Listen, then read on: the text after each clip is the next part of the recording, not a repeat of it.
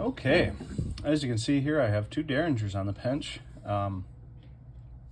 Obviously, if you know anything about them, the one on the right is a Bond Arms Roughneck, chambered in 357 mag, 38 special.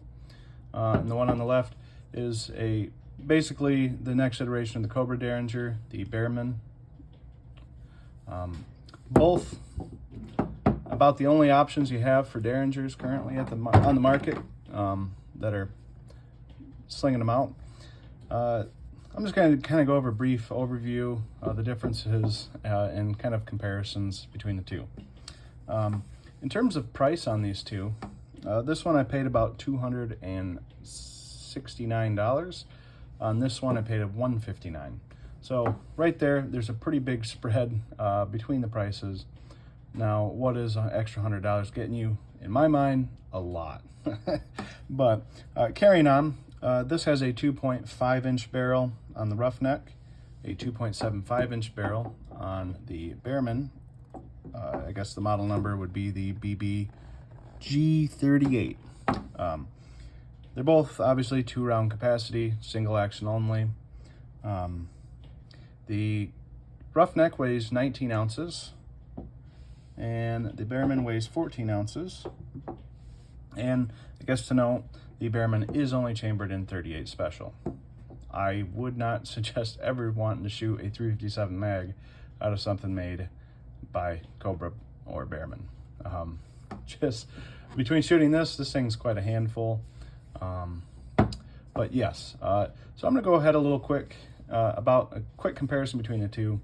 On the Cobra, I mean, you kind of know what you're getting. It is substantially cheaper.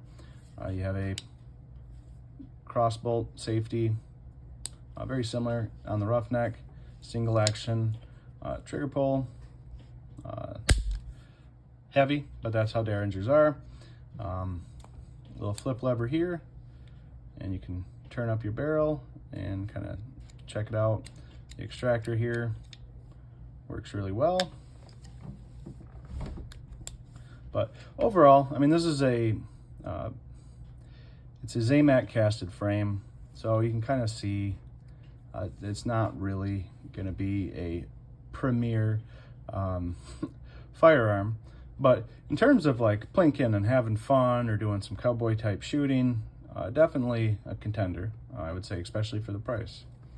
The sight's very rudimentary, but you'll come to find out that that's how most Derringers are. On the Roughneck, you have what I would imagine. So this is basically one of the cheaper models that Bond Arms offers. The Roughneck has a nice bead blast finish. They're all made out of stainless steel. They do a little bit of brushed look on the side of the barrel here, but they're not what I would call a premium line on there. They're more the working man's Derringer. But they're very similar, I guess, to compare. Obviously this is heavier, grip's a little bit bigger, which again, this is shooting 357 mag. These rubber grips definitely lend itself well to being able to grip it and get a good grip on it. The trigger, well, I'll go ahead real quick and show.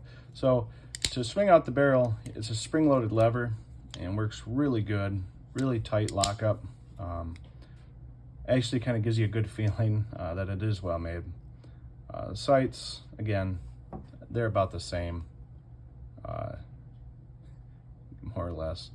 But you can just tell substantially that, you know, this is a beefier design. We'll hold them up side by side here. You can just see how much, I mean, this being made out of steel, it's just made a little differently, and obviously can handle a lot bigger calibers. But in terms of the trigger, very nice pullback on a single action. Trigger's actually pretty nice on the Bond Arms. Compared to this, I mean, I would almost call this trigger junk, but like I said, there's different purposes. I really think when these Bond Arms, before they had the Roughneck line out, that they were really about, I mean, they're in the $400, $450 range, and they still can run quite a bit higher because they're really high production value, very nice finish. But this really went right after these guys. For $100 more, you get way more gun. You have way more options. You can take out this screw here and switch out the barrels, and you could put it in 45 ACP, 10 millimeter. You know, I think you can even throw 22 in there. So it's really just very versatile. Obviously 45 410 as well. And they use the same frame for all their models. So that's just something to note, that for $100 you are definitely getting a lot more value, I believe. Now, why would somebody get something like this? Well, like I said, for just fun, plinking, it's not terrible. If you want to have a Derringer pretty cheap, I mean, obviously you can find these used very cheap and reasonable, sometimes in the $100 mark. But that's neither here nor there. These guys are a little bit harder pressed to find on the used market, but they are around. But with this Roughneck model, I definitely think that if you were wanting a Derringer to kind of shoot and have fun with, this would probably be your better bet. You'll be happier in the long run. You feel like you have a real gun that's built a heck of a lot more substantially. And it's just, a beast.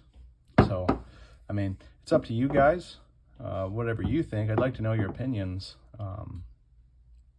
Obviously, I'm obviously going to say that the Roughneck is quite a bit better example of a Derringer. But if you're going for history correct, or period correct, I mean, this is following more of the old Remington design. Say for this trigger guard, it does look a lot more like the antique Derringers that were chambered in 41 rimfire and all that stuff. So there is something to be said about that. And in terms of collecting, if you like Derringers, I would say it's probably best to just get both, and then you can really learn to appreciate what you get out of this one, and then you can appreciate some of the older designs like that. But yeah, let me know what you guys think. And it's definitely a fun, Derringers are fun. I enjoy them. I definitely think it's worth a shot to try them out if you've never shot them. So, all right, thanks for watching.